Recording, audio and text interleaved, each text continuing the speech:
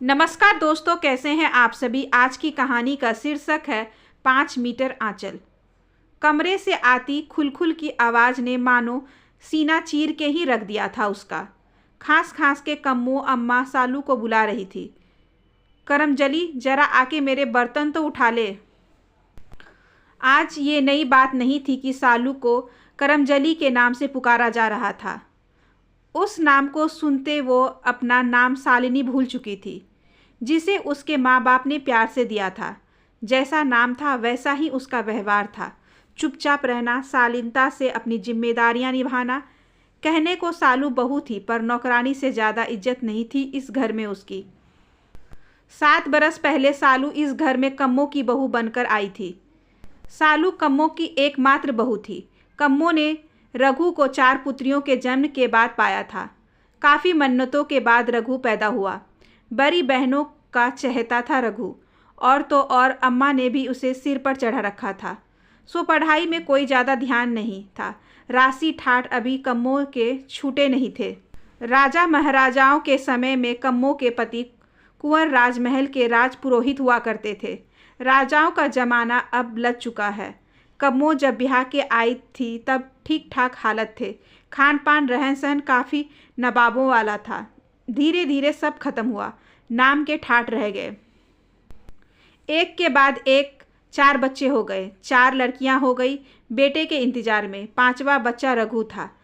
खजाना कब तक नवाबी शौक करते पूरे करते खाली होते जा रहा था। अंदर से खाली, पर बाहर से कम्मों का रुआब अभी भी जमींदारों वाला था। इसी खाली खजाने के गम से कुंवर राज ने दम तोड़ दिया। अब घर की सारी जिम्मेदारी कम्मों की हो गई, लेकिन उस पर कोई ज़्यादा असर नहीं दिखता था। वहीं शाम को मुंह में बीरा दबाकर आंगन में पीपल के चबूतरे पर पालती मारो चौपाल लगती। सारे गांव की खबर लेना, किसकी किससे लड़ाई हुई, किसके घर कौन आया, किसका घर में क्या हाल है, ये सब मानो कम्मों को जानना जरूरी था। रो के पूछती और हंस के गाने वालों में से थी वो। अपने फटे का पता नहीं, पर दूसरे के फटे में जरूर टांग अड़ाने में आनंद आता था। माँ को देख बेटियां भी इसी तरह की हरकतें करती। बातों बातों में फंसाकर कम्मों ने अपनी 4 बेटियां किसी न किसी के पल्ले बांध दी। बाहरी चमक देखकर लोग मूर्ख बन जाते और कम्मों की बातों में आ जाते और रिश्ता जोड़ लेती थी। अब बारी रघु की आई। बच्चों की अधूरी परवरिश के कारण पढ़ाई लिखाई तो कोसों दूर थी। अब राशि तमगे के कारण रिश्ते आ रहे थे जिन्हें कम्मो इनकार कर रही थी। उसे तलाश थी ऐसे घर की जो उसकी खोई पूंजी वापस कर से लाकर भर दे। ईश्वर सब देखता है। पास के गांव के जमींदार के घर से रघु के लिए रिश्ता आया। बहुत अमीर थे, अकेली लड़की थी सालू। बस कम्मो को हर हाल में उसे बहू बनाना था।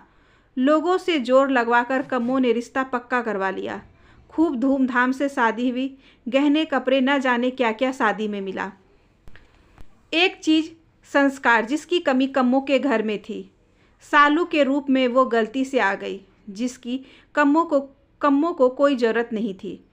कुछ दिन तो सब अच्छा रहा, फिर कम्मो की मांग बढ़ती गई। मायके जाती तो सालू को अपने मायके से लाने वाले सामान की लंबी लिस्ट मिलती लाने के लिए, जो उसे अच्छा नहीं लगता था। इस बार जब वो गई तो कुछ नहीं लाई, बस अपनी माँ की एक जरी की साड़ी जो सालू की नानी ने उसकी माँ को दी थी। उस साड़ी का महत्व केवल उसका परिवार ही जानता था।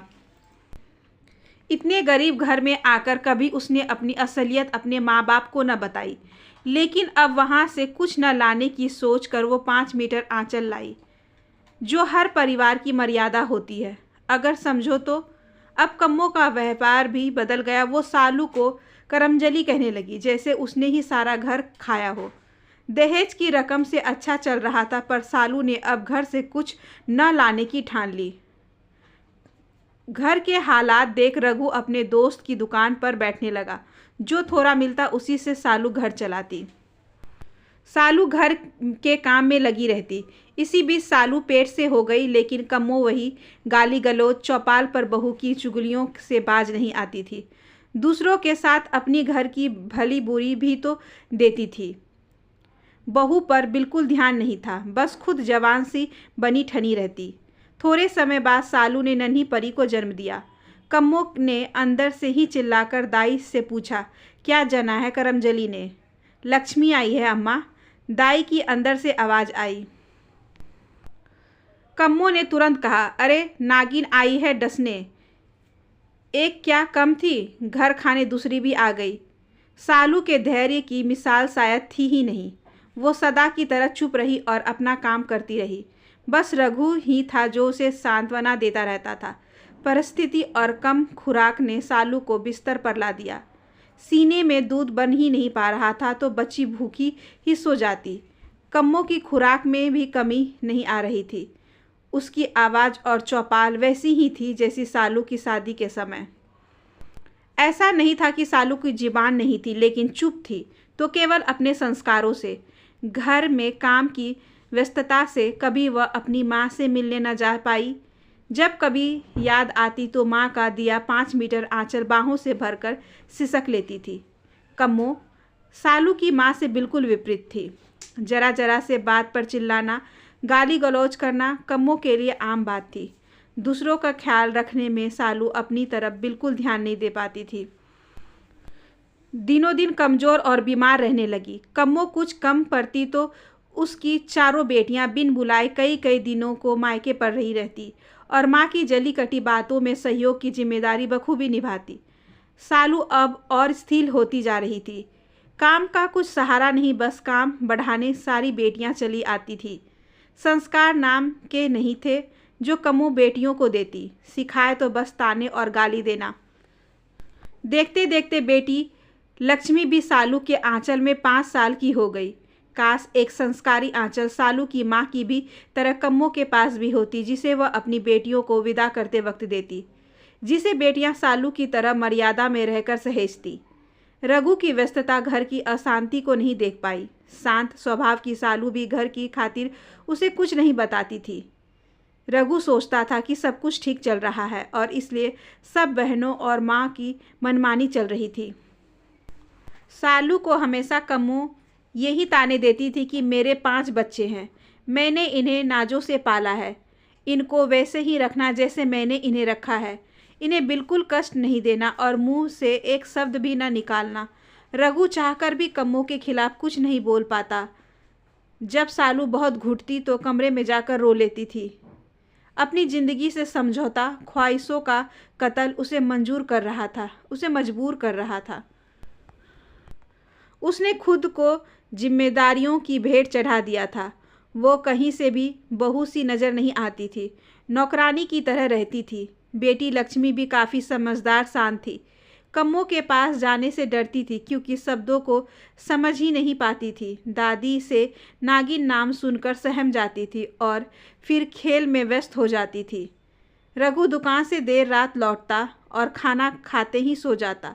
सालू देर रात तक घर के काम काज करके सोने चली जाती। तब तक रघु गहरी नींद में होता।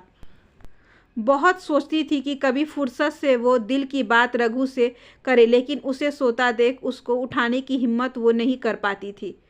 वो भी थक हार के सो जाती और रघु के उठने से पहले ही उठ के चाय पानी में लग जाती।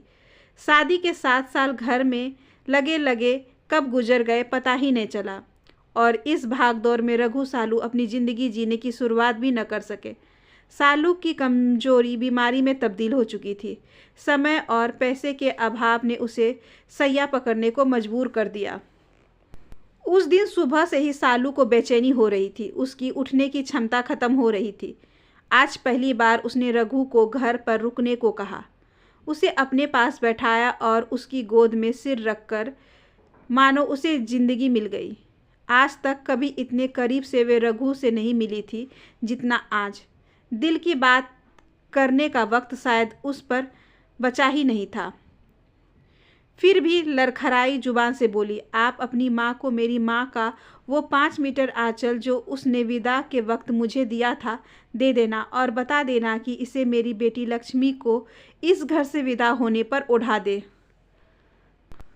और वो इस आंचल की इज्जत बनाए रखे। हर माँ शायद इसलिए अपनी बेटी को एक साड़ी देती है कि वो न भूले कि माँ के वचन और मर्यादा। हम उसका मतलब अभी तक समझ न सके। ये वस्त्र जो मायके से मिलते हैं वो संस्कारों को मर्यादित रखने के लिए होते हैं, दोनों घरों की इज्जत को ढांपने के लिए ही होते हैं।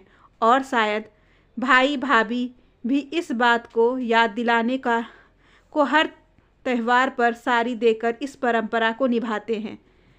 आज दिल की बात कहकर सालू सुकून महसूस कर रही थी, लेकिन ये बात काफ़ी देर से कह पाई।